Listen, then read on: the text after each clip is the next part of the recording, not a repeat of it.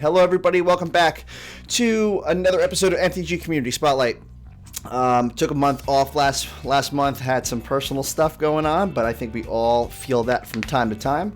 But this month, we're going to come back and we're going to do a two-shot. So first, we got Precon Ron, a.k.a. dreamersfvneral on Twitter and dreamersMTG on Twitch.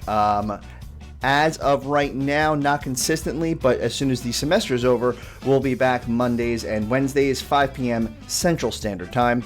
And catch them on Twitch. They have fantastic guests. They know their stuff. And I get to hang out and build a deck with Ron. So, how you doing, Ron? I'm doing good. I'm tired. Teaching, for all the educators out there, they know teaching this year especially just feels a little extra tiring coming out from virtual stuff and everything after the pandemic, but we're making it. Semester's almost over, and I'm very happy to have my summer free. I was just going to say semester's almost over. Summer's almost here. It's starting to get warm. We're starting to be able to walk outside again. I've been looking out my windows just at the woods. Everything's starting to bloom and blossom and stuff. So it's beautiful. Yeah, no, I'm super excited too. So we're going to get into the deck. So I approached you, said I want you to be on the show, and you got to figure out what commander, what strategy, and the kind of power level. So you picked Skrelv, and originally it was, kind of like turn 7-8 win power level, and originally it was stacks, which is something that I'm not familiar with. So I did my best to do that, but before we got on, you said you changed it a little bit, which is totally cool. I am super open to just going with the flow. We're going to compare our lists. I'm going to ask some questions when we go over certain parts of the deck, and we're just going to basically sit, chill, and have a good time. Sound good? Heck yeah. Let's do it. Fantastic. All right, so we already did the commander, so we got Skrelv, right? Defector. I'm going to bring it up right here. Bam. And I got the spicy, cool version. The oil slick skull. As little as this guy is, he looks mean as fuck in that artwork. That art is so good. We're going to kind of break it down. We're going to go over draw. We're going to go over we already did the strategy and commander. We're going to go over draw. We're going to go over ramp, removal, support protection, wipes, and then the mana base to kind of wrap it all up. Easy.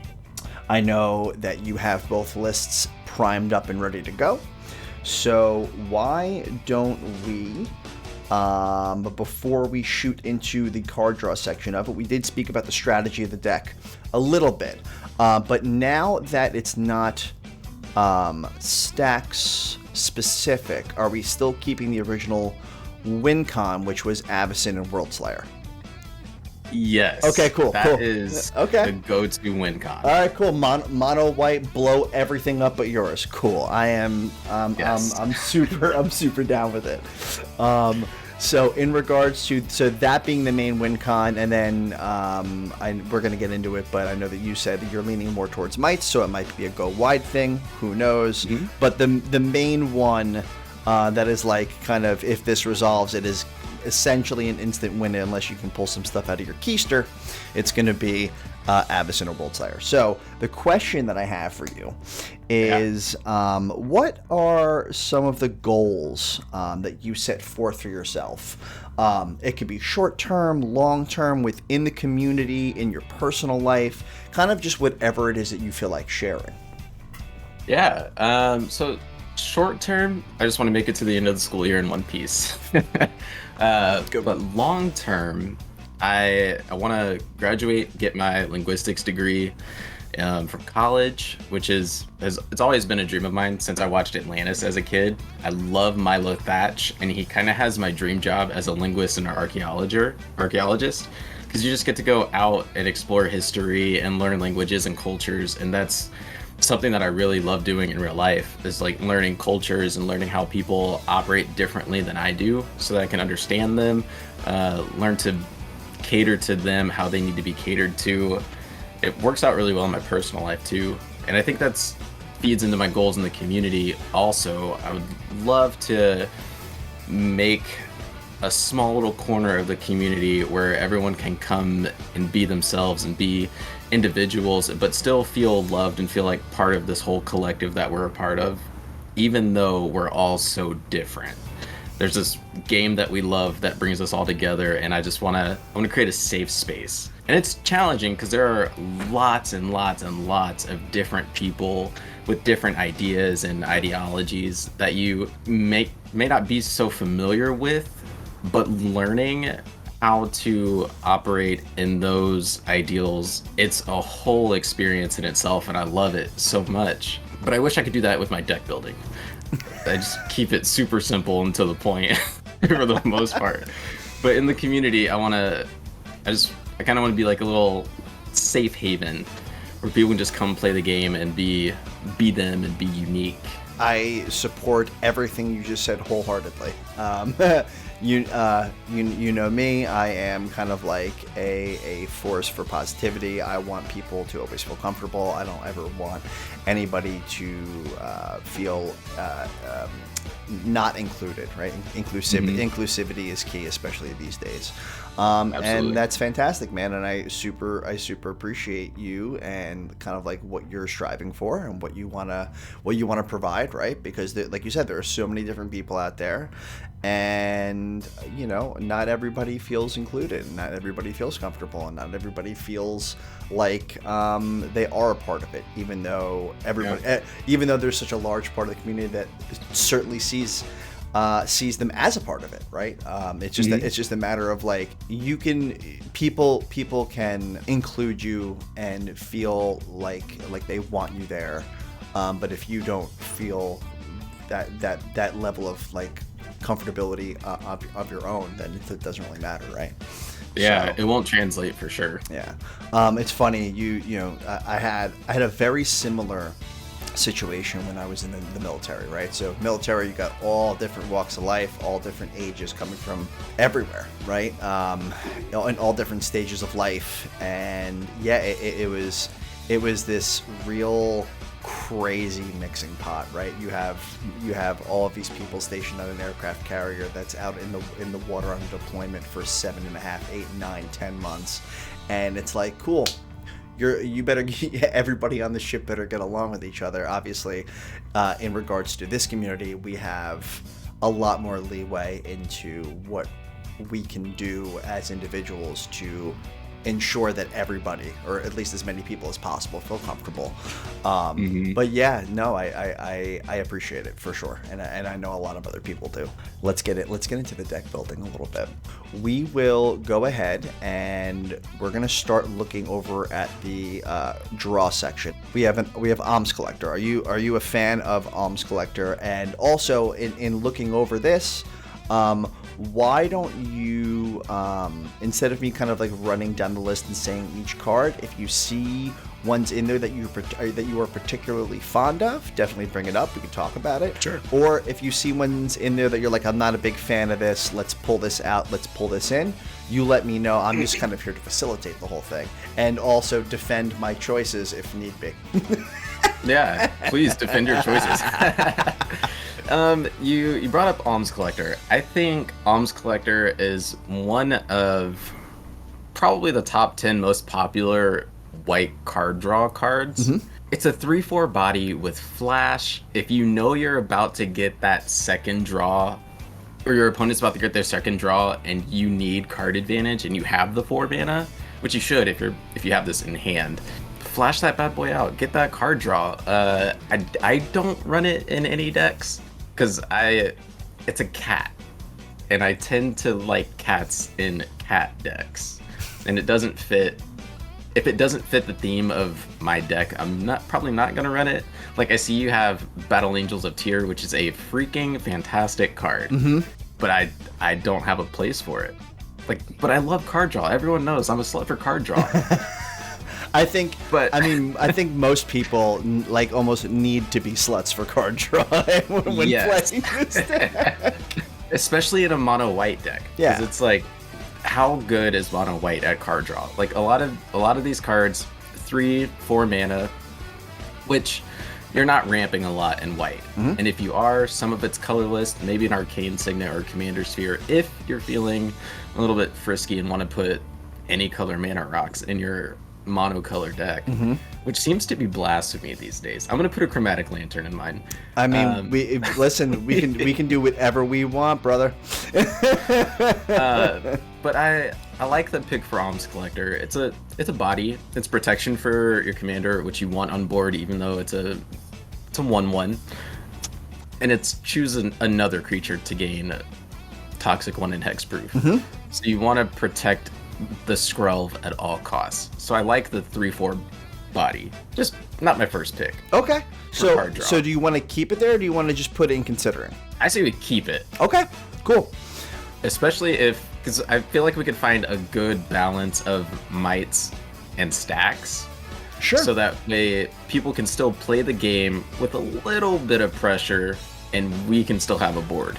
I mean, once we get down to like the meat and potatoes, I mean, there's 14. I have 14 cards in my list that are just like tacks and stacks. So we definitely have room to remove, pull, flop, flip, flop, whatever. But totally fine. Not enough. Not enough. All right. So then we have Archivist of Akma. I think we're all familiar with Archivist. Keep it. Okay. 100% keep Archivist. Cool. It's so good. 2 mana flash in. Everyone's searching their libraries these days. Whether it's fetch lands, tutors, everyone is searching their library because they're basically free. You pay 30 cents for a tutor of some sort. Little halfling cleric putting in work these days. Yes, I'm a big fan of Archivist of Akma. All right, good. So Battle Angels, we just spoke about it a little bit. You said you don't really have a place for it. So do you want me to just shift that into considering right now? Yes, let's consider that one because the treasure token is really good. I mean, treasure, card draw, and life when need be. And it has Myriad, which is the biggest thing about it, right? So once it attacks, you're dropping tokens in, hitting your other opponents, and it will trigger no matter who. Like you know what I mean? Like the fact that it will Myriad and then hit everybody, you're gonna hit something every time. I think this is a for sure keep actually. Okay. Flyers tend to be my biggest problem going up against because I never build a deck with enough flyers. Okay. And it's a 4/4 flyer with Myriad. And if you can find a way for it to get vigilant, yeah. I played. I just built Elenda and Azor, and played it for the first time yesterday.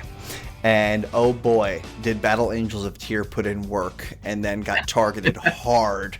I even had I had the Swifties on it. They were like, cool, kill the Swifties, get rid of the Battle Angels. I'm like, wow, okay, cool, yeah. It has to be answered because once it pops once or twice, you're ahead of the game for sure. Ristic Buddy, we gotta keep Ristic Buddy, right? Absolutely, no questions. Now, land tax I have in both the ramp category and drop because, I mean, it's pseudo ramp because I say pseudo lightly. It's only because it helps ensure your land drops, but you're also ripping 3 basics out of your deck at a time. So yeah, which is great for filtering out your deck because even when you get to clean up, you know for sure you'll have a land to play next turn. And then land tax could pop again depending on where you are in the turn order. It's a for sure keep. Awesome. Okay. Lauren of the Third Path, newer bro. I mean, been stirring it up, right? Vigilance, destroy an artifact enchantment, tap you and opponent draw a card for 2/1 for 3. Pretty good. How do you feel about Lauren? Love Lauren. All right, cool. Lauren gets rid of a problem and gives you a card all in one. Yeah, and if need be, if you need other people to also search for answers, those people get a card too.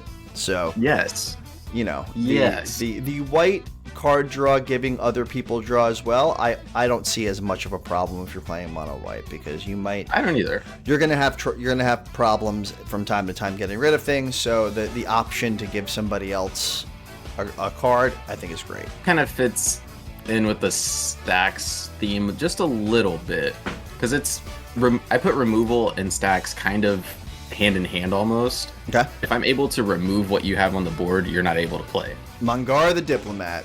Old boy Mangara. Yes. It's good card draw. I think it's good in this deck in particular because people are going to attack you. They're going to want to for sure. Yes, because we're going to have stacks pieces. We're going to have the Battle Angels of Tier. We're going to have all sorts of advantage for ourselves, and people are going to want to get rid of us first. So if we're on that attack trigger, if we're able to draw a card and possibly draw into an answer for what's happening, it's good. I'm a huge Mangara fan. I remember getting this in my pre-release pack for M21. Oh, sweet. Oh yeah, it was super nice. Now we're going to get into some of the newer stuff. So we have Norn's Decree. This is where it says whenever one or more creatures deal combat damage to you, that opponent gets a poison counter. And whenever a player attacks, if one or more players being attacked or poisoned, the attacking player draws a card. So it's incentivizing other people to attack. I was kind of on the fence with this one, but in regards to how we are kind of like switching it up a little bit, and we're kind of going half kind of stacksy, half making mites, this might actually be good considering the mites can't block. Yes, the mites cannot block. And this is really good for the amount of poison counters that are going to get thrown around. We are going to get attacked. Mites can't block. We're going to take damage, and we're going to give poison counters in exchange. Thank you. That's just one step closer to our secondary end goal of 10 poison counters. For sure. It does really incentivize the whole table to attack, because it's whenever a player attacks, not just you, and not just you get the card draw, that player gets to draw a card. Yes, this is one of my favorite cards that came out in the set. Awesome. Okay, cool. So yeah, I mean, the fact that I was on the fence and you're like super on about it, that's a win for sure. And it's an enchantment. I love enchantments. I know you do. You and Joe and a lot of people in the tabletop jock Discord love their enchantments. I also do. I mean, they're harder to remove than creatures. They are permanents, and they usually have some pretty stupid broken effects. I have this in Draw and Tutor, but Open the Armory, right? We're gonna want to get that World Slayer. Oh yeah. And it's a 2-mana, maybe sorcery, but that's getting us our World Slayer. People are going to see it coming, and it's going to bring eyes to us for sure. It's letting doom settle in. Yes. Like, hey, don't let me get 10 mana, because here it comes. So one of the other reasons I put this, and I also put in Steel Shaper's Gift. That's over in the tutor section, but it's basically card draw as well.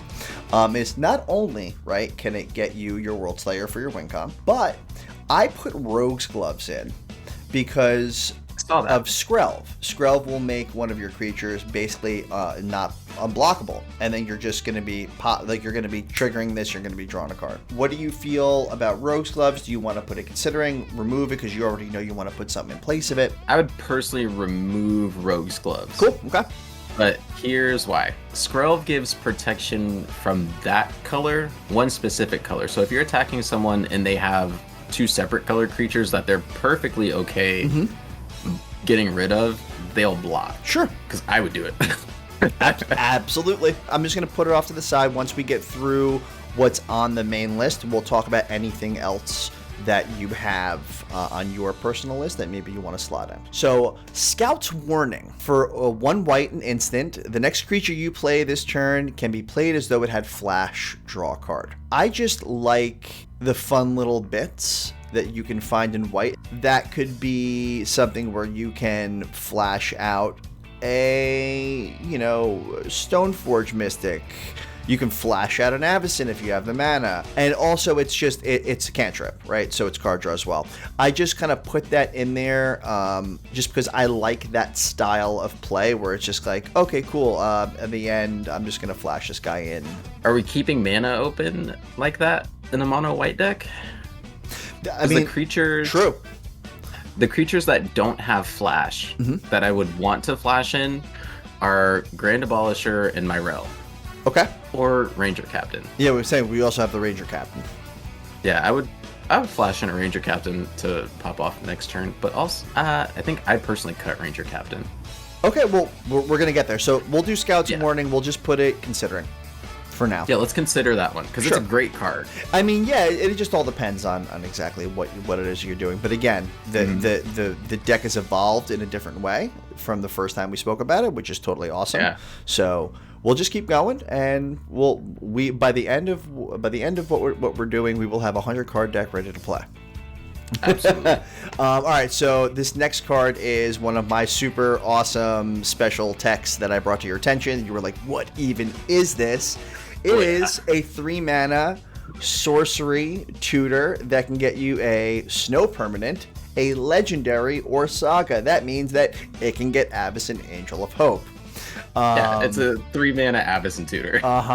It's a 3-mana Avacyn tutor, but also, at this point, there is Mangara, there is, Lauren, there are other things that if need be, we could get it. I mean, there's no sagas, but there are some other legendary creatures in here that we can go grab and put in. But the main thing, right, is that it can just get Avacyn. I think it's good to have Search for Glory because it searches for legendaries, and it does get you the Lauren and the Mangara, but it could also get you the Myrel if people don't want to stop interacting with you. 100%. If you have the World Slayer in hand or you have Avacyn in hand, we absolutely want that on board on our turn, and we don't need people trying to counter it. Other main thing that you want to remember and realize is that it is a legendary card. That means it could be a land, it could be a legendary enchantment, it could be a legendary whatever you want. So I mean, Search for Glory is. I'm surprised I don't see it played more. And it'll get you the Nykthos if you know you have the Avacyn in hand and you need to cast it as quick as possible. You're trying to shut the game down because we're getting pressured so much. 100%. Nykthos, pop it. 100%. Smuggler's Share. I don't have great results with this card. Some people do. Neither do I. Cool. I think it's worked once for me, and I got to draw one card. Okay, so we'll just ship that to considering, because yes, I mean, on paper, right, on cardboard, it looks great, but it just I don't know, it just doesn't feel like it pops as often as I want it to. I feel like if it's out, people are going to see it and say, I don't want you to have any value. I'm going to sandbag some things and take my time. Yeah, for sure. That's the way it usually goes. Then just body card, draw one Spirited Companion. Yep, it's an automatic keep. Yep, it's the bestest good boy. So Sunset Revelry. If an opponent has more life than you gain 4 life. If an opponent controls more creatures than you create 2 1/1 white human creature tokens. And if an opponent has more cards in hand than you draw a card. And this is for 1 and a white at sorcery speed. Never heard of this card till just now.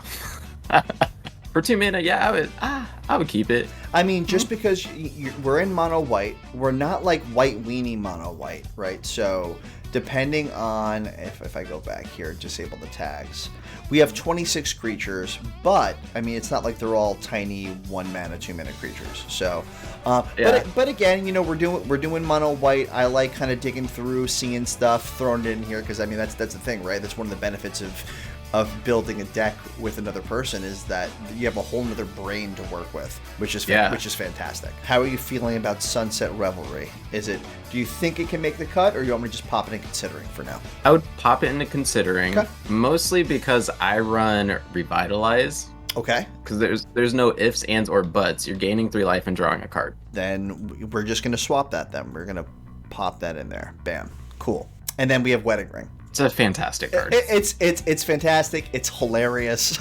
You could propose. It's good. You could propose to somebody. Yeah. You kind of get to make a deal, and it's just like, well, you have no choice. So right.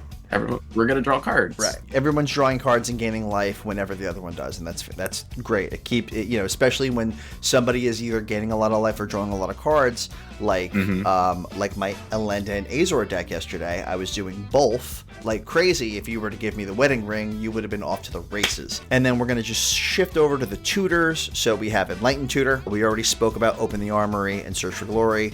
So there's Enlightened Tutor, Steel Shaper's Gift, and Stoneforge Mystic. Obviously, those are all to get World Slayer. Yes, all to get World Slayer.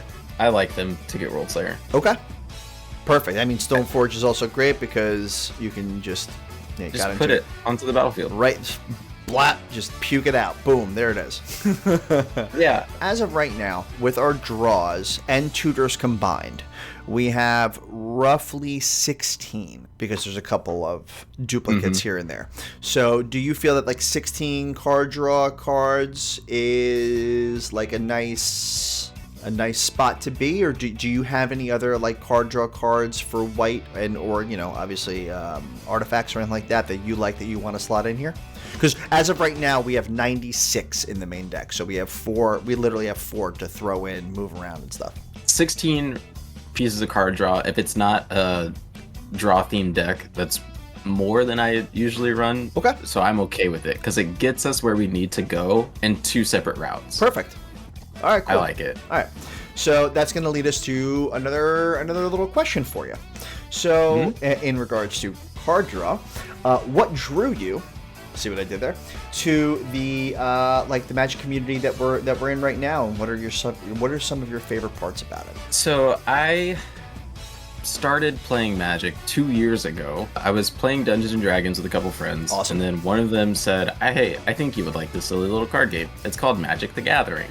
And I played Commander. So I played, borrowed one of his decks, had the most fun playing any card game. And I've played Cardfight Vanguard, Yu-Gi-Oh! Did not play Digimon yet.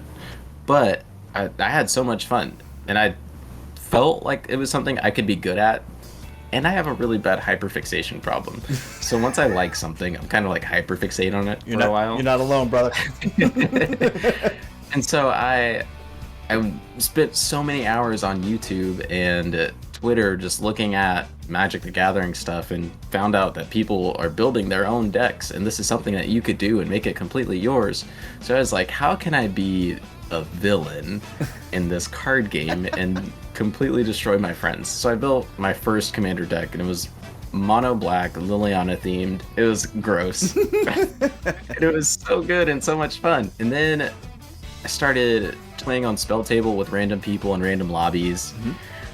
Got onto Twitter, started playing some stuff, joined Patreons and Discords and started playing with people, and it was just a community that I could easily fall in love with. Oh yeah. Because everyone's so unique and so them, and I get to celebrate people and their creativity and making their own decks and learning from them.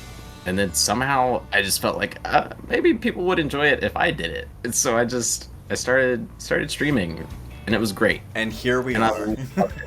Here we are. I've been to a couple conventions, met people in real life that I never thought I would meet, have some amazing people that I can reach out to if there's anything that I need outside of MTG, and it's awesome. There's so much love in this community, and I think it's enough to draw anybody to it, whether you love card games or not. Just the people are what make it awesome. It's the gathering part, right? Yes. I mean, yeah, man, it was super surreal. When I go to conventions, same as you, and we develop these relationships with people.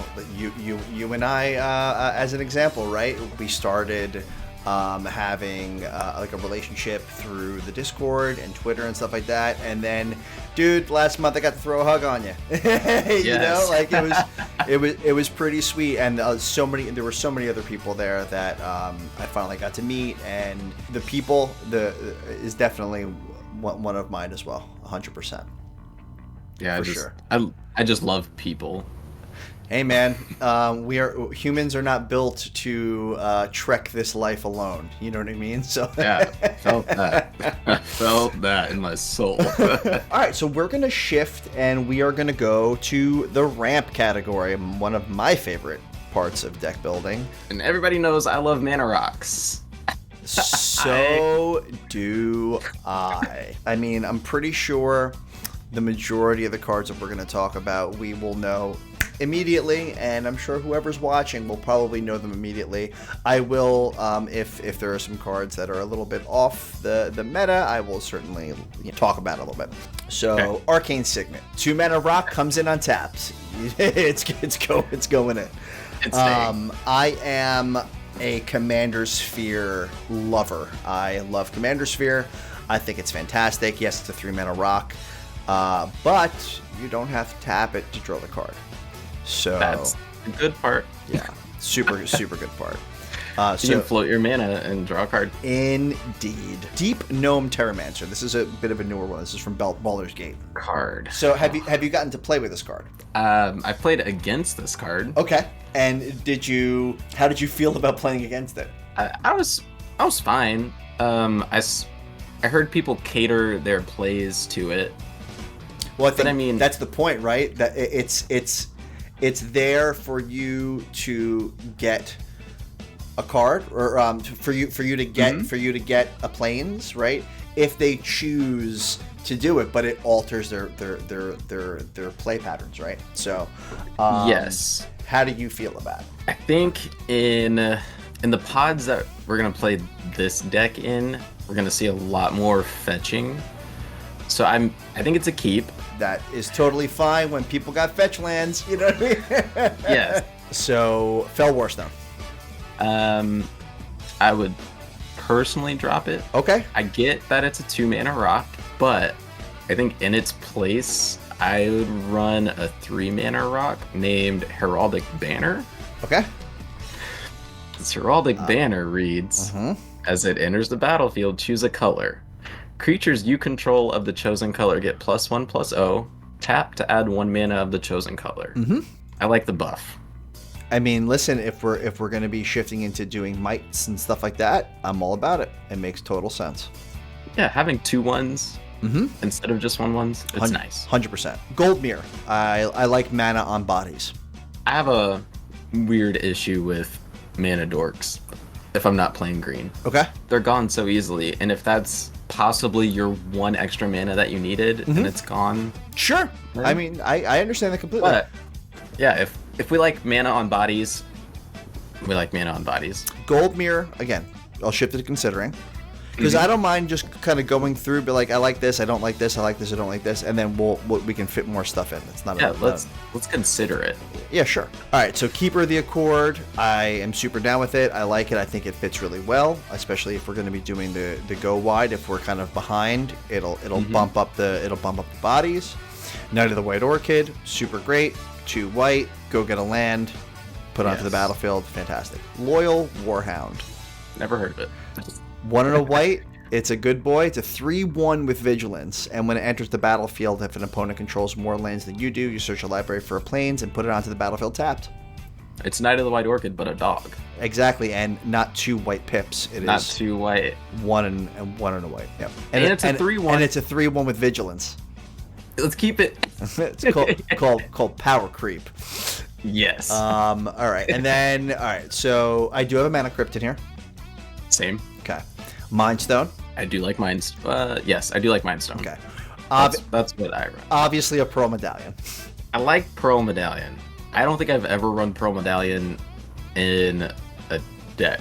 This is only my first mono white deck. Okay, cool. I mean, any of yes. for me, if you're building a monocolored deck, the medallions are a must-have in regards to ramp. Okay, I'm in. Yeah, all your white spells cost 1 colorless less. I mean, yes. So it's basically like the same that I do in my artifact decks that I love so much. Artifact spells cost 1 less to cast. Yup. I'm putting all of those in there. So yes to the medallion. All right, good. Then we got Smothering Tithe. If you don't know what this does by now, you have been living under many rocks. That is an absolute keep. Soul Ring, obviously. 100%. And Verge Rangers. I don't know if you ever heard of Verge Rangers before. It is a 3/3. It's 2 and a white human scout, first strike. You may look at the top card of your library at any time. As long as an opponent controls more lands than you do, you can play lands from the top of your library. Yeah, I like that a lot. And it's a 3/3? And it's a 3/3. You got a little taste. With first strike? Got a little taste of green in with your white. And I think with the amount of card draw we have, getting to know the top of our library, yeah, that's great. Awesome. Yeah. See, and like I said, best part about building a deck with somebody else is that you have all these little cards popping up. Like, I've never even heard of this. I love this card. Yeah, I've never heard of that. It's so good. So, were there any ramp cards that you were like, this is missing? I love this card. We're gonna put in. I don't know if Cage Sun counts as ramp, but it's one of my favorite cards in the whole deck because when you choose a color from Cage Sun, creatures you control get +1/+1, and when you tap a land, or when a land's ability causes you to add 1 or more mana of the chosen color, add 1 additional mana of that color. Hell yeah, that's ramp. Cool. So like our Nykthos gets us 1 extra. Cage, dude, I'm all about Cage. I love Cage Sun. So yeah, right now we are sitting at roughly 14 pieces for ramp. I think that's pretty solid. If we want to put 1 or 2 more in there to kind of fill it out later. I mean, we're still at 96 cards in the deck right now, and we're still going through some stuff. What do you think about the card Gift of Estates? You know, we were just I was just talking about this. Oh, you know what? With the other Ron, with a girl named Ron, Hey. Mono White Mommy. I need to reread it real quick. If an opponent controls more lands than you, search a library for up to 3 Plains cards, reveal them, put them into your hand, and shuffle.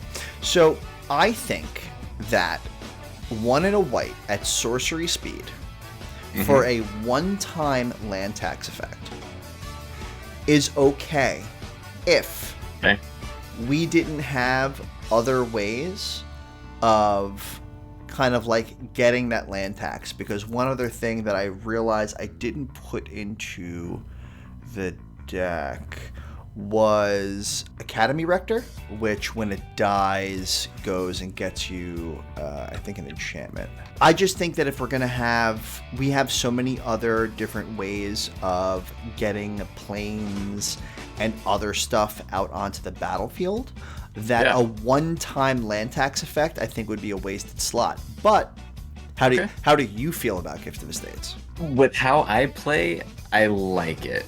Okay. Because most of the time, I'm trying to get all my little dudes out on board first. So like, I'm popping in the Crawling Chorus, little 2 mana, 1 mana creatures, and I have space in my hand for 3 lands, so I know I'm not mana screwed. I like it as insurance. Okay. That's why I run it. We'll shift it and we'll put it into the draw category because you're not putting them onto the field, you're just popping them into your hand. So, but you're drawing 3 cards from your deck. You just know that they're lands. So, yes. Okay, yeah, we'll shift it over. So we'll put that in the draw. Any other rampy type stuff? I don't believe so. Our ramp package is very much similar. It's tight. You have some low. You got a bunch of low mana stuff. You got a couple on the high end. Mm-hmm.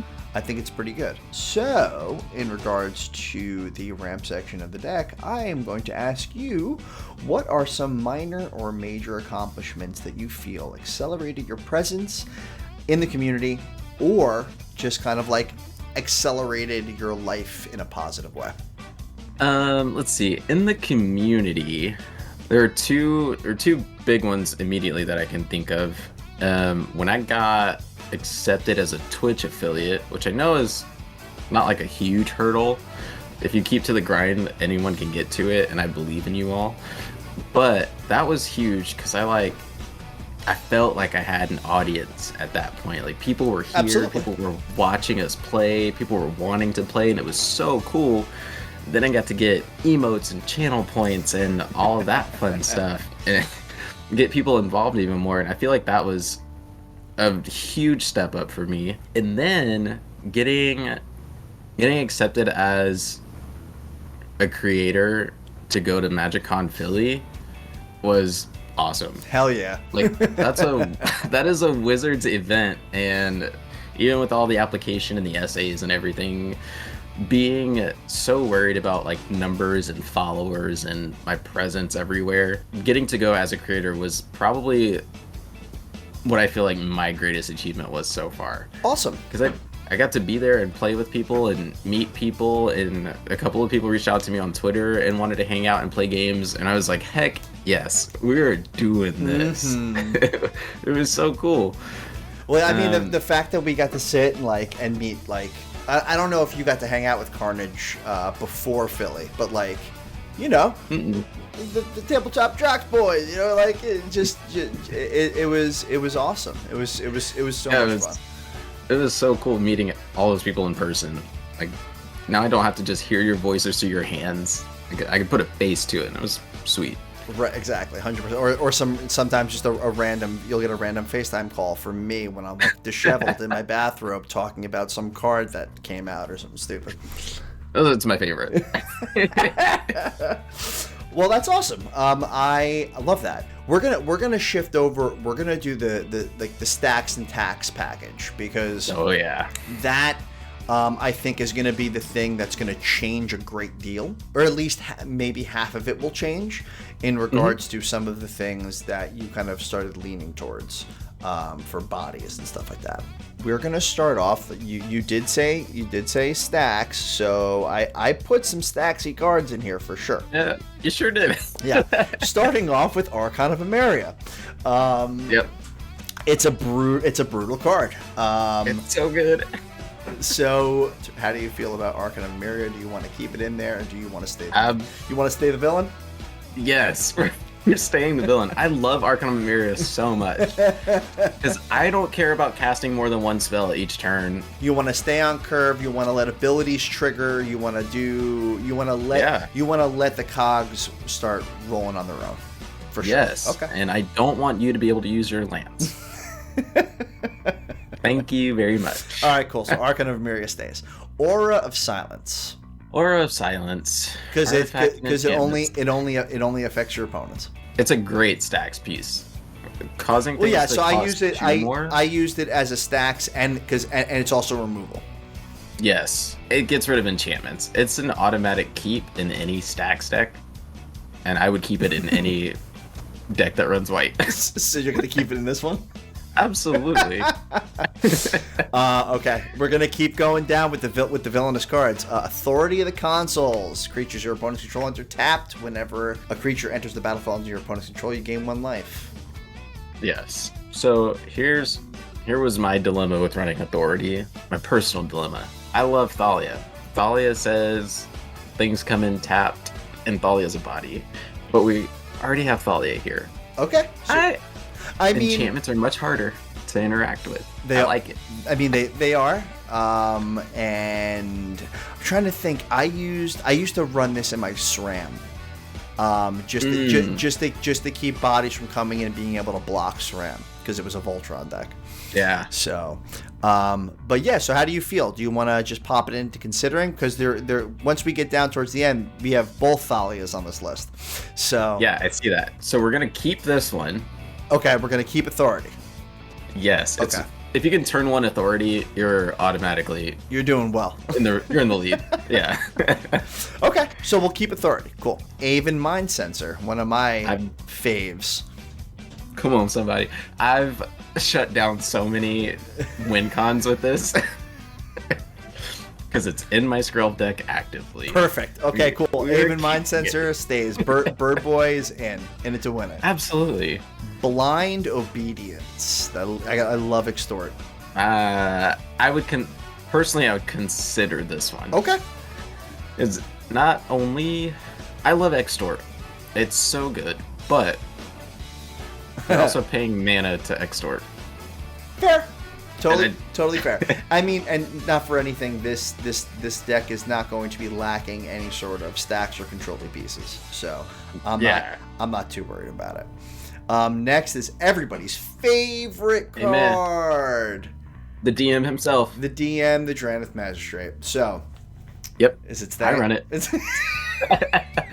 I run it in every deck that has white. God, you're so toxic. But yeah. Skrelv. It's Skrelv.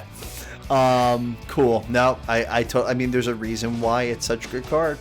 It prevents you from playing your commander and lots of other things that don't come from your hand. So Underworld Breach. I'm sorry. It's just funny. Whenever I play this deck on stream, I'm going to have a warning. Be like, listen, there's some cards in here that might make you salty. It might raise the sodium levels up a little bit. Yeah, this next one. Yeah, Elishnorn and Grand Cenobite, the OG mommy. I love it. I love this card so much, and it just decimates people. I like this card too, but I cut it from my Skrelv list. Okay. It's 7 mana. Uh-huh. And we're going Toxic and not Infect. Uh-huh. But the +2/+2 is nice. Right. We're gonna go wide anyways, and it's a good way to accelerate. It's like a pseudo board wipe. So but this is 7 mana. So here's me that's gonna defend my choice to put it in the list. Oh, please do, because I love Elesh Norn. Okay, so there might be a situation, right, where you're wide, right? You've got a bunch of little dudes, you got mites, whatever, great. Mm-hmm. You have a Search for Glory in your hand. You don't have World Slayer. You can go get Elesh Norn. Drop her down. Yeah, we're keeping it. Search for Glory. Remember what I was saying before? Search for Glory can get your Elesh Norn. It can get your Myrel. It can get your Thalia. It can get your Avacyn. It can get any legendary. It's so good. Yeah, it's super good. So yeah, and it's funny. Even though at the point of me making this, we weren't gonna do the go wide thing. I just felt that in a situation where maybe with Myrel, maybe with a couple of the other pieces that do make tokens, there will be enough to have a presence where if they were just a little bit bigger, yeah, they could do some damage. And there you go, right? Elesh Norn, taketh away and giveth, right? Taketh away from everybody else and give to you, and then good to go. Ghostly Prison. As a tax piece, yes. I love it. Okay. So just since I can't run Rhystic Study. Yeah. Ghostly Prison, the white Rhystic Study. And it's for nothing for card draw. I know. But it's still that I like the pay 2 for each creature. I was just gonna say, do you pay the 2 for each creature? We got the big abolisher. Grand abolisher. Amen. That's an automatic keep. Amen. Go to church. That's an automatic keep. Myrel, obviously, probably most definitely another keep. I know that you were talking about Myrel before. It is basically Grand Abolisher, but it makes soldier tokens, which are also artifacts, which are also defector. The mites are also artifacts. So I don't know if you had any sort of like artifact payoffs when you were building your stuff. I know that I didn't. It just so happened I was like, oh wow, they both make artifact tokens. But so I didn't do artifact payoff, but I swapped one card out for Maskwood Nexus to play into Myrel. Okay. Is if all of our mites are also soldiers, we're making so many more soldiers with how many mites that we're going to be making. Dope. Okay, so Thalia, Myrel. There's another soldier that I know. Oh, Keeper of the Accord is a soldier. We have soldiers. Keeper of the Accord makes soldiers. We got soldiers. We have some room. We had some room to mess around with. So I put that in the support section. So perfect. Okay, cool. Maskwood Nexus is a go. Fantastic. We already went over Norn's Decree. Then we have the 2 Thalias, Heretic Cathar, and we have Guardian Thraben. Non-creature spells cost 1 more to cast. And the non-basic lands and creatures come in tapped. Now, with Guardian of Thraben, do you want to keep her in there even though you have plenty of non-creature spells, or do you just not care? You just want to keep everybody else from accelerating? So, I personally, in place of Thalia, I run Thorn of Amethyst. Okay. It's same 2 mana, non-creature spells cost 1 more to cast. I could potentially get, depending on how I'm playing, if I don't want Skrelv out on turn 1, depending on the board, I can possibly Soul Ring or Mana Crypt into the Thorn of Amethyst. Okay. So also, Thalia is a soldier. Oh my god, you're right. All right, so do you want to add Thorn in, or do you want to just keep Thalia, or do you want to remove Thalia and put Thorn in? I think for this, we're going to keep Thalia. Okay, cool. Yeah, because I mean, we have this like soldier sub theme that we didn't even know we really had. So I'm all about it. I love it. And then lastly, in the stacks and tax area, we have Windborn Muse, which is basically Ghostly Prison on a body. I think I had Windborn Muse in my list for a few games. It's also flying. It's a flyer, true, but it just got removed immediately. Fair. So I cut it because it got so easily removed. Just like the Path to Exile's Swords. Every black deck I played against got rid of it. Okay. So do you want it? Well, I'll throw it. I'll pop it in considering for right now. Considering, because it's a 2/3 body. It's a flyer. Yeah, for sure. I run Deafening Silence. Okay. It's a 1 white mana to basically each player can't cast more than one non-creature spell each turn. I play CEDH. I know it well. For those of you at home who might not know, I'm a big fan of Deafening Silence. One, because if we're in a situation where we have to rely on our creatures, well, it's non-creatures. So if we're in a situation where we're getting board wiped after board wipe after board wipe, I'm only gonna let them play one. We can only play one non-creature spell. So yeah, cast your board wipe, or if someone's popping off with their combos, they can't. If we make it to our next turn. Gonna drop the DS on them. Yeah, we're gonna drop a big capital DS on them. So if we do have to rely on our creatures and we have the Deafening Silence, we can do it. Sure. Because if we can Deafening Silence Draenith Magistrate, no one can play their commanders, it's great. Oh, that's great to you. Okay, I see how it is. I am the villain. I mean, listen, we're all villains in our own right? Just like all villains are heroes in their own right, in their mind, right? In their mind, the villain's the hero. Right? They believe they are, for sure. Let's finish up like the meat and potatoes part. Support cards. Okay, so this is where I threw Maskwood Nexus in. Okay. I put Serra Ascendant in there because it's a 1-white, like 6/6 flyer with lifelink. Mm-hmm. And that you can give it protection with Skrelv. And you can give it it gets Toxic 1 off of Skrelv too, which is so great. Yeah. So yeah, Serra Ascendant Maskwood Nexus, fantastic. Adeline Resplendent Cathar makes human creature tokens. Unfortunately, they are not soldiers. I thought they were. But Adeline is great. Star 4, Vigi, attack equal to the number of creatures you control, and when it attacks, you make a 1/1 white human creature token that's tapped and attacking that player or planeswalker. So I thought about running Adeline because of the amount of mites that are going to be made. How do we feel about a swap? For what? I love swaps. For Serra Redeemer. So Serra Redeemer, it's a little bit more expensive. It's 3 and 2 white. It's a flyer that says whenever another creature with power 2 or less enters the battlefield under your control, put 2 +1/+1 counters on that creature. That sounds gross and a lot of fun. It's a 2/4 flyer. And it's Angel flying. Soldier. It's an Angel Soldier. So it's got a couple of synergies. Yeah, for sure.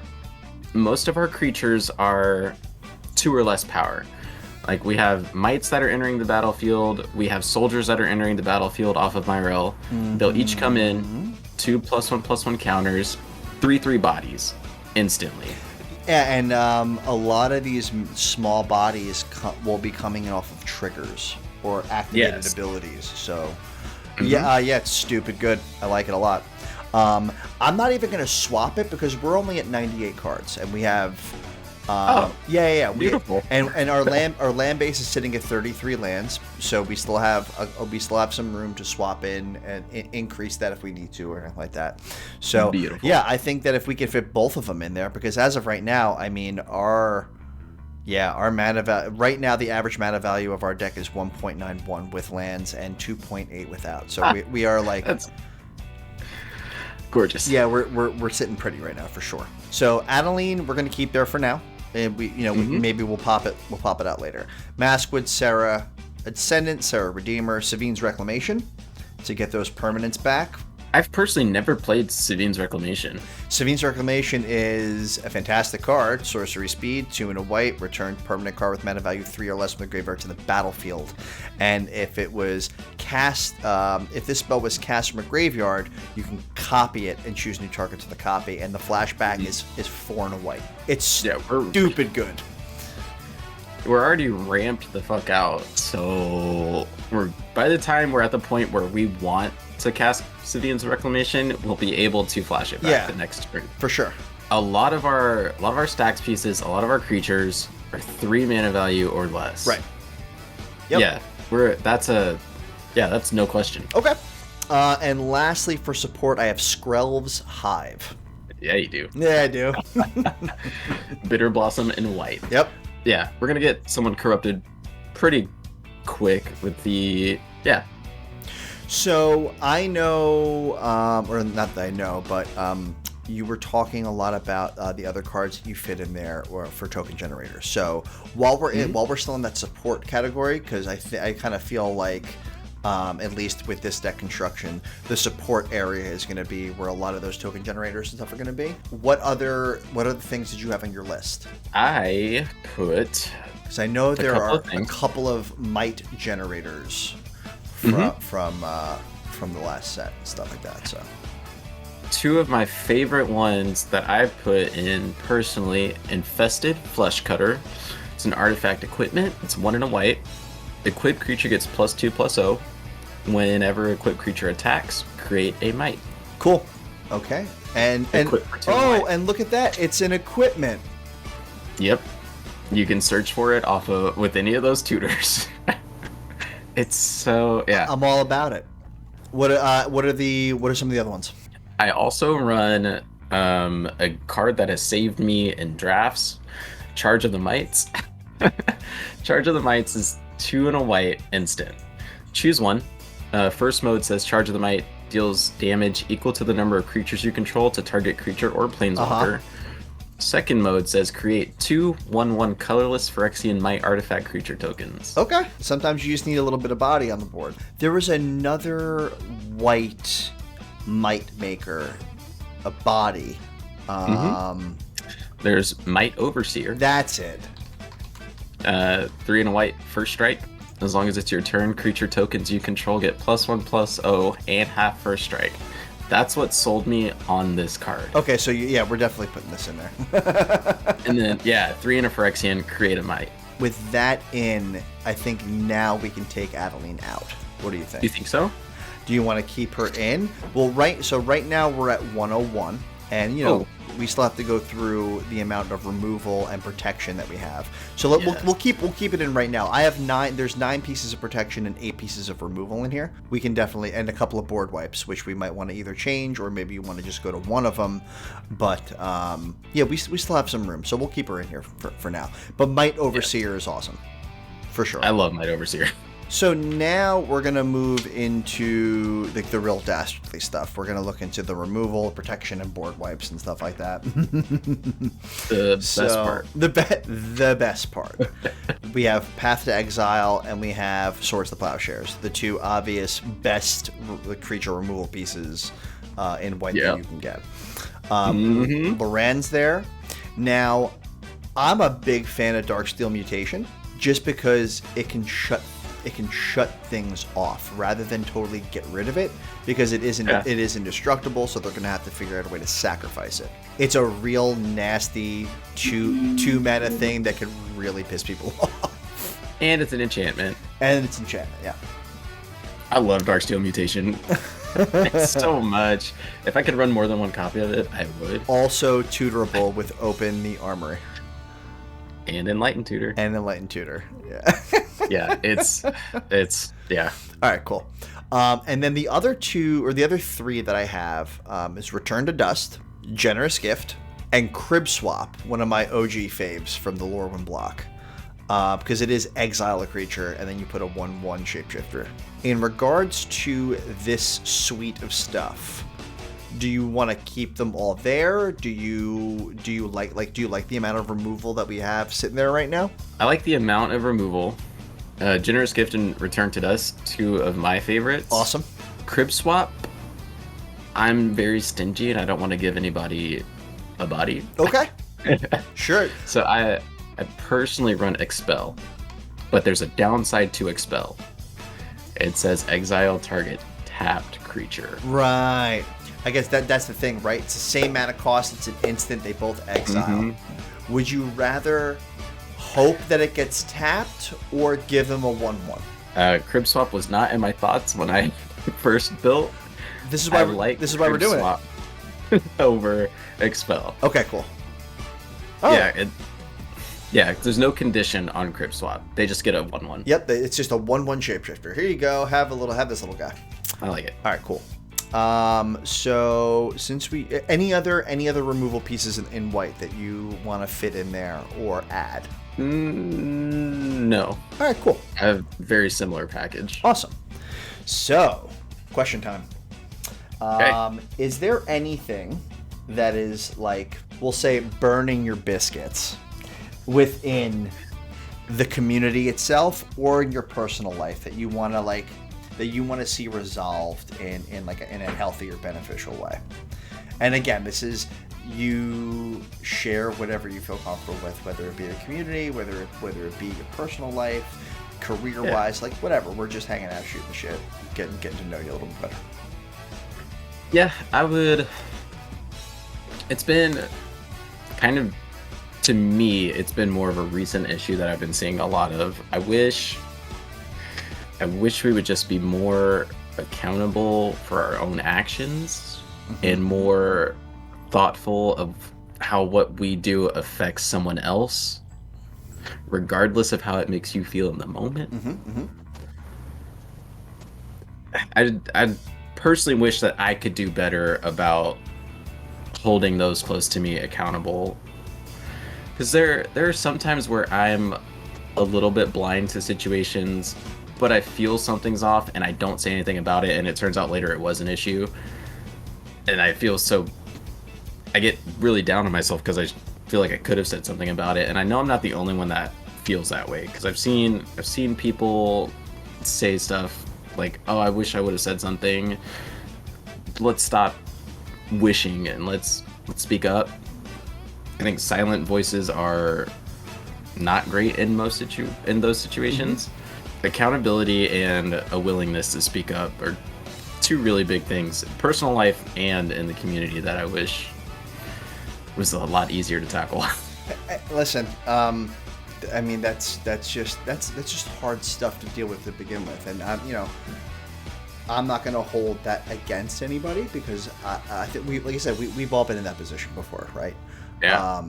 Where it's difficult, and it's like I'm kind of going through this thing with my kid right now, right? Where it's just like, there are certain times where being truthful or speaking to something that did happen, like just overall, it's encompassing the truth, right?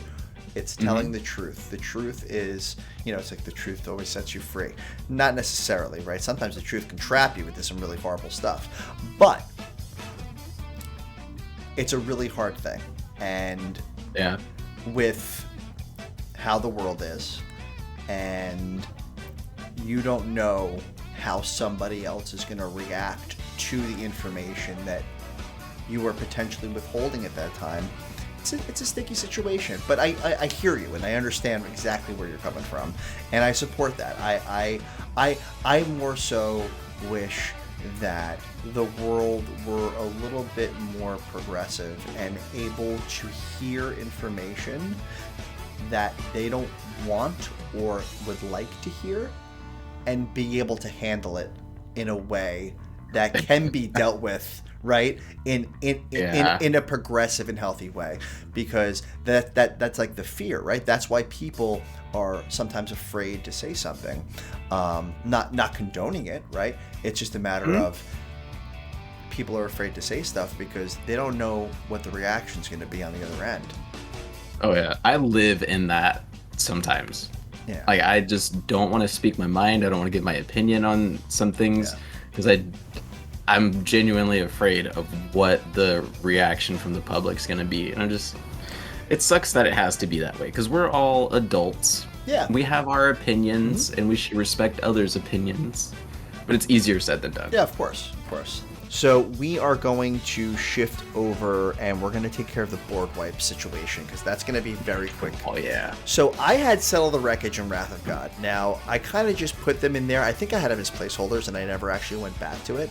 I know that the White Sun's Twilight, right, is a wipe and then puts mites on the board. Yes. So we're going to put definitely White Sun's Twilight in, right? Gain X life, create X1/1 might artifact creature tokens. Oh, it's good. It's create X tokens, and if it's 5 or more, destroy all other creatures. Yeah. So that is definitely a board wipe number 1. Now, do you want to have more than one, or do you think one is good? Here's the thing. In this deck, I like board wipes. I have 3. Okay. Personally, I run Tragic Arrogance because it's not a feel bad board wipe. But on the flip side, if I have Avacyn Worldslayer, I also have Fall of the Thran, which is land destruction. Ooh. Okay. I mean, hey, man, listen. Just know that when I play this deck, I'm going to say this is Ron's creation. Yes. Please do. But here's the thing about Fall of the Thran. It's a saga.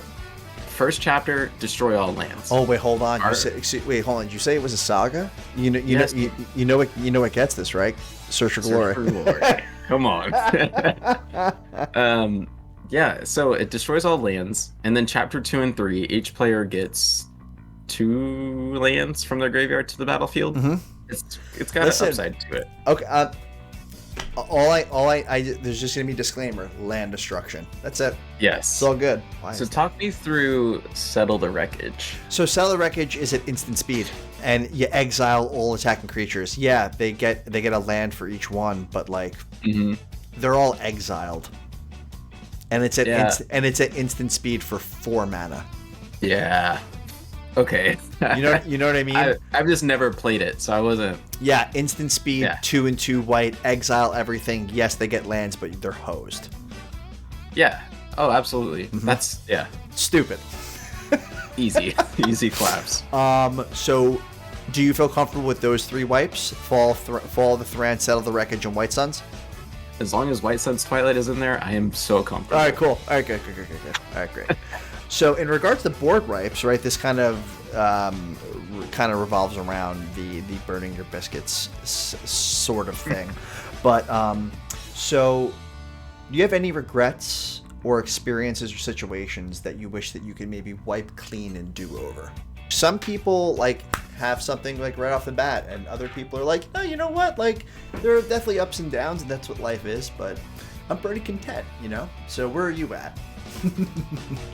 I'm kind of somewhere in the middle on that. Okay. So I had a conversation with my partner a few nights ago, and she was talking about some of the stuff that she went through, and then she asked me a question about my family, and it was the first time that I was comfortable answering that question because I had come to peace with knowing that what happened to me in my childhood and my teenage years with my parents, without my parents, all of that helped inform the decisions that I made to get to where I am as a human currently.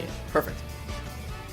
So there are still things I'll look back on and I'm like, I wish that didn't happen, but it happened. Oh well, I grew up, I'm over it, whatever. So I don't think I have any like regrets or anything that I wish I could wipe clean, because I like being able to look back on those situations knowing that I grew. And it kind of sounds like a cliche answer, but anybody I have a conversation with, stranger or best friend, I will tell them I'm happy I went through what I went through. I've able to apologize to my dad a couple years ago because I sat and processed it and came to terms with it, knowing that I couldn't change anything. That's the thing, right? It's not necessarily that you want to go and wipe something clean to do it over. It's a matter of what you're able to do now to move forward, to process it, and to take the trauma or take the poor experiences or take whatever it is that you went through and digest it. And really just kind of put it out there and accept it, right? It's not, and it's not, your life isn't that now, right? It's what it was. It was something that you went through, and it's something that made you, who you are today and stuff. So yeah, no, dude, hey man, I'm all about, I love middle ground. Yeah, I like being in the middle on this one. Thank you for sharing that. I appreciate it. Absolutely. I appreciate the view for sure. So now, I think all we're going to have to do is go over the support, protection, and like interaction style stuff. pretty easy. We will have 3 cards to cut overall, and obviously we have Avacyn World Slayer is just staying down there in its own little category because that's where it deserves to be. We have Amiria's Call. That's going to be the MDFC, right? If you need, you can make 2 4/4 angel creature tokens. And non-angels gain indestructible, which is something that people forget. It's an MDFC. It's a bolt land, so you can choose for it to come in for 3 life untapped. I'm a big fan of the MDFCs. Oh, I love them. If it's like okay, I'll run it because if you don't need the land, it's something else. It's anything else.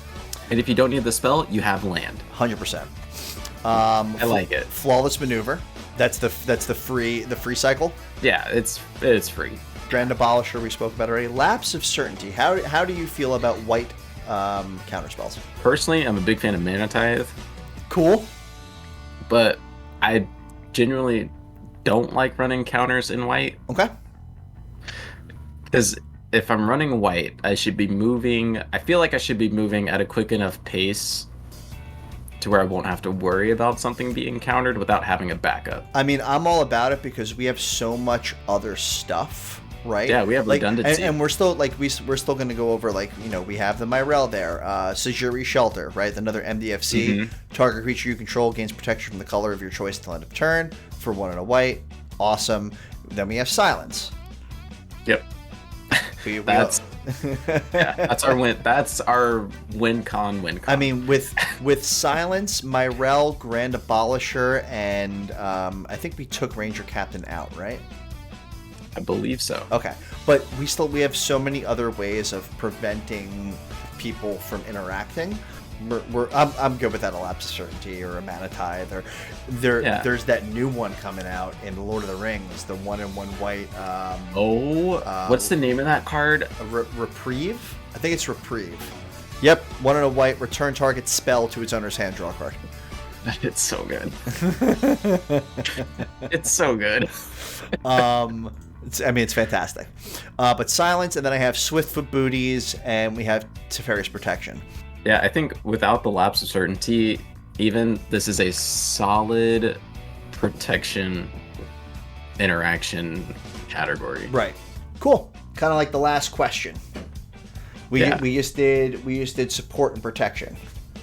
Who or what are you supporting these days? Like charities, content creators, mental health programs, anything that you are consuming and enjoying. I want you to share that. I am a big time supporter of Black people in the community. Okay. All of our trans friends in the community. And I try to so much signal boost, but I'm not on social media as much as I used to be, which kind of sucks. Because I ebb and flow on social media. So as much as I can, I try to signal boost, especially if someone's doing something cool. So big fan of Lily, the Defiant Necro. Big fan of Bobby Christine, Tracy, the whole Tabletop Jocks crew. Anyone who is of color or any BIPOC creator, anyone in the LGBTQ community, anyone who identifies as whoever they want to be, I'm a big supporter of them. I want them to succeed. I want them to be heard. Because they're the voices that speak the loudest because they've gone through the most. Those are the voices that we should listen to because they understand what it's like to be unseen, unheard by somebody who should be listening and should be watching. So I'm a really big supporter of all my friends in any community that feels undervalued, underappreciated, marginalized. I support a lot. I support a lot of people. There's also a lot that I don't support, and I don't want to get into all that. That's okay. You don't have to.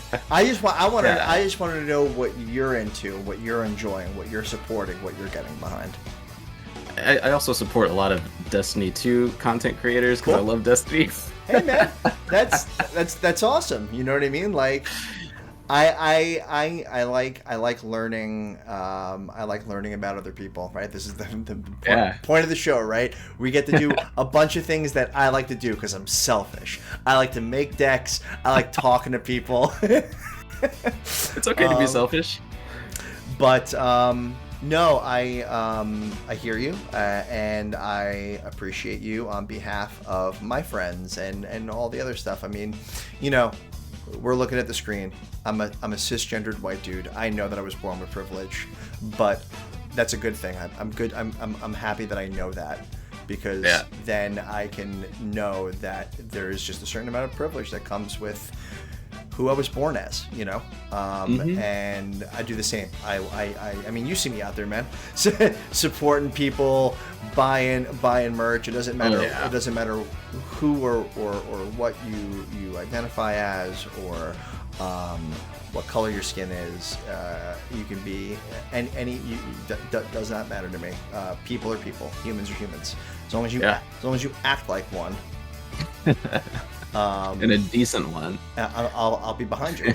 You know what I mean? Well, that's awesome. And last but not least, we're gonna do our mana base. Right now we are at 102 in the main deck, so we may need to go and, because I think 33 lands is solid for this type of deck with the amount of ramp that we have. Yeah, let's run through. We'll run through the lands that we got in here. If there are any faves or anything like, nope, I need this in there, we got it, no problem. We have 24 snow-covered plains in there. I did put snow-covered just in case. Who knows, right? Who knows? That search for glory. Search for fucking glory. Okay. All right. So we got Demolition Field, one of the newer get rid of pesky, problematic non-basic lands, and then you and that person get to go and is it destroy target non-basic land opponent controls. That land's controller may search for a basic land, put onto the battlefield, and then you may search your library for a basic land to put on the battlefield. So you're wasting your land to kill their land, then you're getting 2 basics. Fantastic. Yep. It'll fix your colors if you need it. 100%. We have a Ganjo. Something else that you could get with Search for Glory if you need to. Ganjo is, I think, these Kamigawa lands, the channel lands, are so good, and even the bad ones are good. Like, it doesn't even matter. This one's really good because we do have a few really good legendary creatures that we plan on having on field, so it's gonna be cheap. Deal 4 damage to target attacking or blocking creature for 1 white is pretty good, and you can't interact with it. It's great. Bingo. Emeria's Call, we already took care of that. Emeria the Sky Rune, one of my all-time favorite white lands. A beginning of your upkeep, as long as you control 7 or more planes, you return target creature card from your graveyard to the battlefield. Oh, that doesn't just happen when it enters. Oh my gosh, that's a triggered ability on a land. Oh, I love that so much. Yeah, I know you do. That's ridiculous. Yeah, I mean, it's and like, this is your first mono white. I mean, granted, this is kind of only good in mono white decks because it works off of the planes that you have. Yeah. But it's super dope. Mono white decks. That's crazy. It's the best land in a mono white deck that you can get. I love that. I love that so much. I did put Karn's Bastion in there just to proliferate here and there if we need to. Nykthos, obviously. Shijiri Shelter, which is the MTFC. The Mycosynth Gardens. Have you done any looks on this card from All Will Be One, which is insane? I run it in 5 decks. All right, good. Yeah, because it's insane.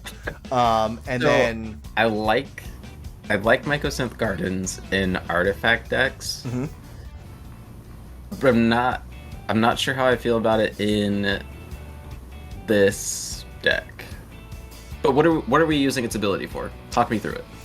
Well, any of the mana rocks. If you really want to be silly, if you really want to have a Skrelv out there and someone goes to remove it, you can turn it into a Skrelv. Because Skrelv is an artifact. Okay. There's some other. Let me just go like this. So artifacts. Arcade Signet 2 Caged Suns sounds nice. 2 Pearl Medallions sounds nice. You know what I mean? I would lose a colorless land for that. Yeah. So I just think that it's so versatile that it would be. I think it's just like, to be honest, with the unless you're in a deck that is going straight up land ramp. Yeah. A Mycosynth Garden should be in there.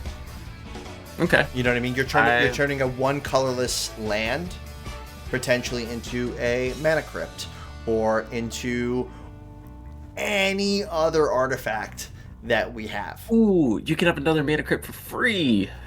X is crazy. 0. Yeah, that's nuts. Yeah, I just think it's so versatile. It's just such a good card. Okay, I've been swayed. And then I like it. War Room. War Room is one of my favorite lands. And it's pay life equal to the number of colors. That's 1.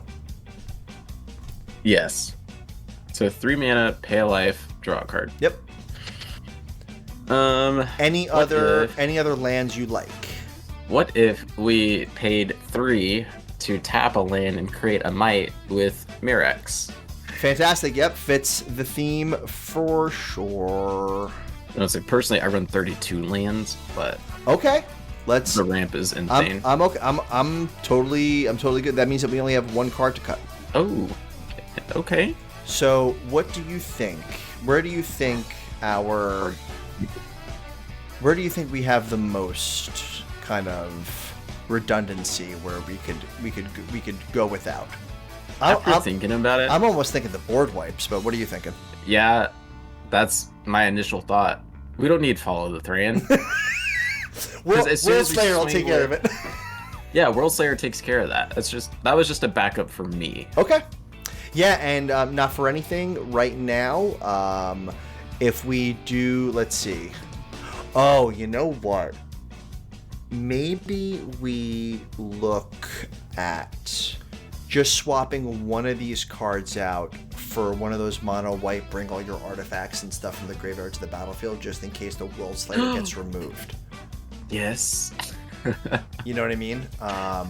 If we get Bane of Progress. any of that stuff. It's protecting the win con. You know, there's Triumphant Reckoning. I like the name of that. Return all artifact, enchantment, and planeswalker cards from your graveyard to the battlefield. That's great. I mean, it's a hefty cost, but it's going to be late game if it happens, most likely. Yeah, because by the time we have the 5 mana to cast, 5 mana to equip, or if we've gotten it out for free. Let's put Triumphant Reckoning in. And the best part about doing stuff like this is that we are both going to be authors on this account, so we can both go in and we'll be able to mess with the list. We can remove stuff, put new stuff in, update it, whatever, what have you. I push anybody watching the show to go in and comment and give suggestions. I love feedback. I love hearing cards that I had no idea about. I'm like, oh my god, this is freaking perfect. We're putting it in right now. And it's great. I really want to try to help the people over at Moxfield and really have people, you use the comment section. You like. I always like drop a comment. Like if you like the deck, talk to the other person. They would love to hear, especially if it's like, dude, this is great. I really like this. Didn't even think about this. This is awesome. Did you ever think about this card? What do you feel about it? Like collaboration on all fronts. Yeah. So where do you want what do you want to take out for the safety piece? I mean, I just realized that Tragic Arrogance is still in here. Is it? Yeah, so here you go, I guess. So out of Settle the Wreckage, Tragic Arrogance, and White Sun's Twilight. Tragic Arrogance is not feels bad board fight. Well, we can cut Tragic Arrogance. Okay. We'll just throw it into considering just in case we want to swap it out or something like that. Well, there you go. There is our 100 card commander deck with Skrelv, Defector Might, leading the charge and protecting all the other players in our deck. So there's one last thing that I like to do before we kind of sign off and say goodbye to everybody, and that is we have to come up with a fucking cool ass name for our deck. Lily started this because We built Torolf episode 1, and she called the deck, I believe, as Fire Sweeps the Earth Clean or something insane. And I was just like, Jesus Christ, that's heavy, but it's awesome. So and then Amara had Secret Agent Bear 2.0 for Wilson. So what are we feeling about Skrelv? What fun, awesome, badass name can we give this deck? I'm not really good at giving decks names because hold on. Let me think for 2 seconds in the think tank. I mean, I guess we could just call it the White Weenie. Oh. Yes. Please. That's so good. There it is. Episode 3, Dreamers MTG, Skrelv, or, oh no, here we go, I forgot that. The White Weenie. Right? The White Weenie. There we go. The White Weenie. Yes. So basically what's going to happen is, from here until I do, like, the next episode, I will be playing this as my first game every time whenever I'm on stream, and we're going to get it out there, and I talk it up, and I yuck it up with everybody, and I'm going to, again, put a little disclaimer on it for everybody else, just so they know that there's some not nice stuff in here, but that's okay. And yeah, I will get you set up and put you in as a co-creator of the deck, so we can both go in there and both receive the comments, and people drop comments and all that other good stuff. Awesome. And that's it. And you know what? Not for anything, we built a commander deck with whatever we wanted to use, and it's right around $1,000. Not bad. That's pretty good. Yeah, that's fantastic. I mean, you know. Especially for a Staxy deck. Yeah, I mean, there's a lot of really awesome stuff in here. You know, it's just like I think we did a pretty good job at melding our two minds together and coming up with this thing. So I think so too. Yeah. So you know what we're doing before we go? We're gonna scroll down and we're gonna do a couple of. Well, that's a nice starting hand. We have. So I know that you can't see it. So our starting hand is a Mana Crypt, two snow-covered plains, Emeria the Sky Ruin, Karn's Bastion, Elish Norn, and Avacyn. Gross. That's so good. So let's do another hand. We have two snow-covered plains, Swift with Boots, Dranith, Thalia, Guardian of Thraben, Crib Swap, and the Servene's Reclamation. Dranith and Guardian, or Thalia and Dranith, and Swift with Boots. In opening hand, that's nuts. Let's do one more and see what happens. Okay, I mean, this is three hands that are all keepers. Snow-covered plains, two snow-covered plains, Nykthos, Emeria's Call, which is the Bolt land, Authority of the Consuls, Keeper of the Accord, and Myrel. Yes, that is a snap keep stacks hand. Okay, all right. So this is looking good. So that's it. We episode 3 of MTG Community Spotlight will be in the books. We have Ron, aka Dreamers MTG, and me making Skrelv stacks, the White Weenie. And we will catch you all on the flip side. Peace. Peace.